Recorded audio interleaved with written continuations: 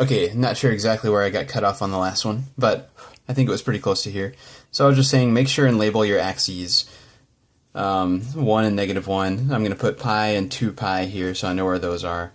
Negative pi, negative 2 pi, like so. That's labeled enough so that when I plot a point, I can actually go look and find the coordinates of that point.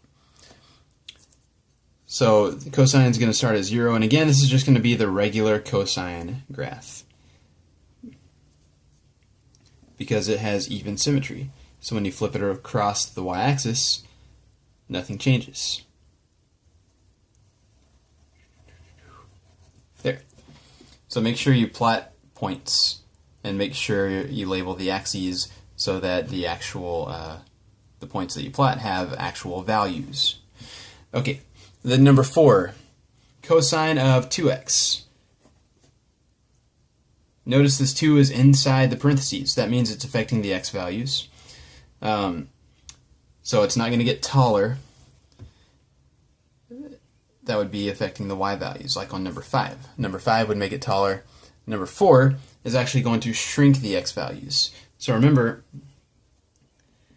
anything that happens to the x values happens the opposite of what it says, like the inverse. So instead of doubling the x values, you shrink the x values by half. So based off of this cosine value, this cosine graph up here, there's 1, there's -1. I'll put pi, 2 pi, negative 2 pi. What's going to happen? Well, these points are going to be twice as close together. So I'm going to start at 1, and instead of jumping over 2 dashes to get to the 0, I'm only going to jump over 1 dash, half as far. And then instead of jumping over 2 dashes to the next point, I'm going to jump over 1 dash. And 1 dash and 1 dash. That's the easy way to do it. And then in the negative direction again, my important points are going to be 1 dash apart instead of the standard 2, the way I graphed the original function. So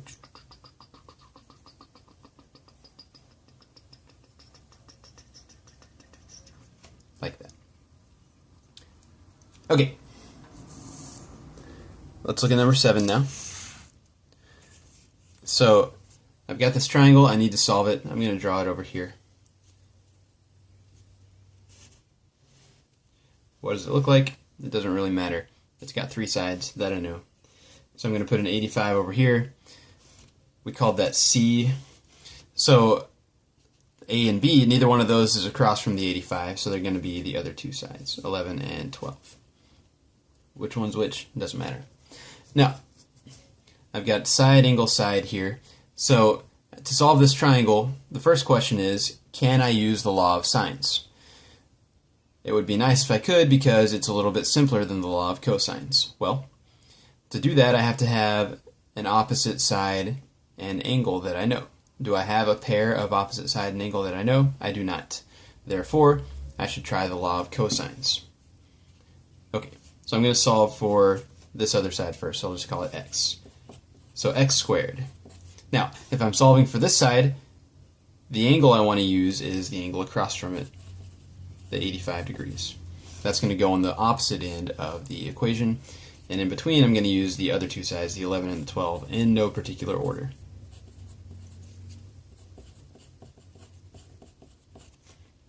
There's my formula, and now I just have to type all this stuff into my calculator. So what you want to make sure you do, if you're doing this piece by piece, remember you can add this stuff together, but don't add it to this stuff because this multiplication has to happen before this subtraction here. So you can also just type it all in your calculator at once, and then don't forget to do the square root. And if my memory serves correctly, I think you should get 15.6 here. If not, check how you're typing this into your calculator. Don't subtract before you multiply. Okay, so that's this side. Now, at this point, I know an opposite side and angle measurement. So to finish the problem, or at least to find the next thing, I can use the law of sines. So let's say I find this angle, which is across from the 12, so I'll call it B. So I'm going to say sine of B over 12 equals sine of 85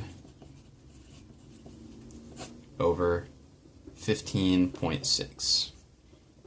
By the way, if you're doing this at home, make sure your calculator is in degree mode. Now I'm going to cross multiply here, and that's going to give me the sine of b. Actually, I don't cross multiply, I just multiply by the 12 on the other side. Equals 12 times sine of 85 over 15.6. And then you plug it in your calculator, and it's right around, I don't have my calculator with me, it's right around 50 degrees. A little bit under, I think it's 49, or maybe it's 50 point something. So remember, the last step you need to do here is actually the sine inverse. So whatever value you get here, then do sine inverse in your calculator to get the angle. And you'll get about 50. And this one's about 45 degrees by subtracting from 180. So check out your angles when you're done. First off, if they don't add up to 180, you did something wrong. And secondly, make sure the biggest angle is across from the biggest side. If not, you know you did something wrong. So check yourself, and don't give me an answer that is obviously wrong. That will help your grade. Okay, let's look at number 8. So we want to find the sector area for an orange slice. Right there. So the area, if we slice through that orange, of this little sector right here. So we're told it's got a 45 degree angle and a radius of 3 centimeters. So because we know the angle is 45 degrees and there are 360 degrees in an entire circle, or orange, assuming it's round, we're going to take 45 3/60ths of the area of the entire orange slice. So 45 360ths of the entire circle. How do you calculate the area of a circle? Well, that's pi r squared, and the radius here is 3. So it's 45 360ths of the total area. Now 45 3/60ths will reduce to 1/8.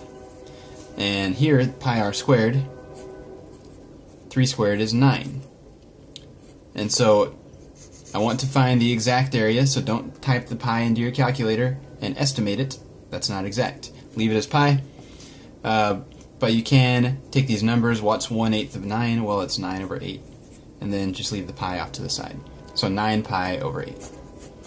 And I'll do a similar thing with number 9, except instead of using pi r squared for the area, you're looking for an arc length, so you use 45 3/60ths of the circumference, which is 2 pi r. And then it reduces to 3 pi over 4 in a similar fashion.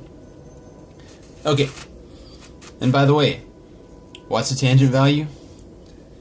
So explain in language a 7th grader can understand. So if you just said sine over cosine, not very helpful. That doesn't tell me a whole lot if I don't already know trigonometry. If you said opposite over adjacent, that's a little better, but opposite and adjacent of what? Maybe you could say something about a triangle, and the opposite side and the adjacent side from a particular angle. Something like that would be a lot more clear than just sine over cosine, or opposite over adjacent. So, alright, that's that. If you have any other questions besides stuff that you can see on the written out solutions, you know where to find me.